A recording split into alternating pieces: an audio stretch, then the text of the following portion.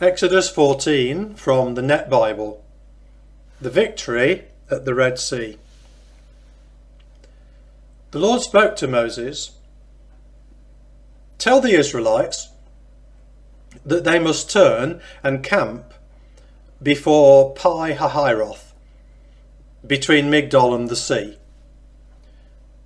You are to camp by the sea before Baal-zephon, opposite it. Pharaoh will think regarding the Israelites, they are wandering around, confused in the land. The desert has closed in on them.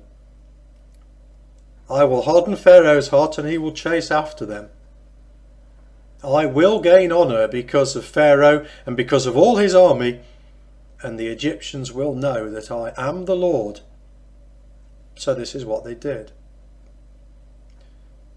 When it was reported to the king of Egypt that the people had fled, the heart of Pharaoh and his servants was turned against the people, and the king and his servants said, "What in the world have we done? For we have released the people of Israel from serving us." Then he prepared his chariots and took his army with him. He took 600 select chariots, and all the rest of the chariots of Egypt, and officers on all of them. But the Lord hardened the heart of Pharaoh, king of Egypt, and he chased after the Israelites. Now the Israelites were going out defiantly.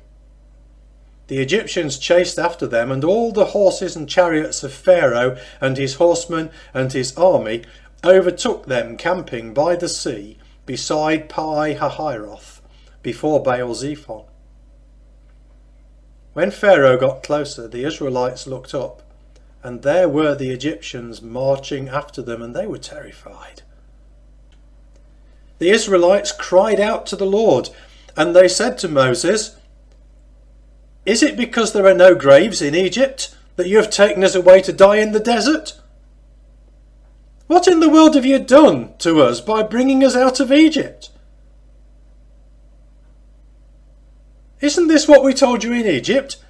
Leave us alone so that we can serve the Egyptians, because it is better for us to serve the Egyptians than to die in the desert."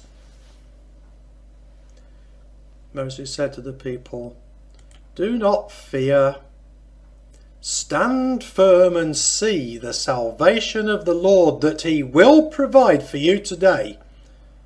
For the Egyptians that you see today you will never ever see again. The Lord will fight for you, and you can be still." The Lord said to Moses, "Why do you cry out to me? Tell the Israelites to move on. And as for you, lift up your staff and extend your hand toward the sea and divide it, so that the Israelites may go through the middle of the sea on dry ground. And as for me, I am going to harden the hearts of the Egyptians so that they will come after them, that I may be honoured because of Pharaoh and his army and his chariots and his horsemen. And the Egyptians will know that I am the Lord when I have gained my honour because of Pharaoh, his chariots and his horsemen." The angel of God, who was going before the camp of Israel, moved and went behind them. And the pillar of cloud moved from before them and stood behind them. It came between the Egyptian camp and the Israelite camp. It was a dark cloud, and it lit up the night, so that one camp did not come near the other the whole night. Moses stretched out his hand toward the sea, and the Lord drove the sea apart by a strong east wind all that night. And he made the sea into dry land, and the water was divided. So the Israelites went through the middle of the sea on dry ground, the water forming a wall for them on their right and on their left.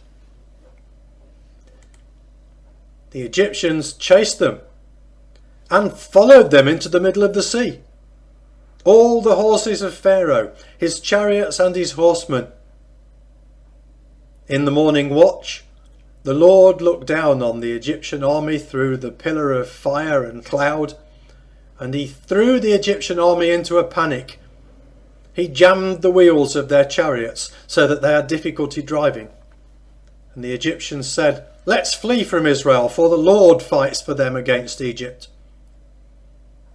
The Lord said to Moses, "Extend your hand toward the sea so that the waters may flow back on the Egyptians, on their chariots and on their horsemen."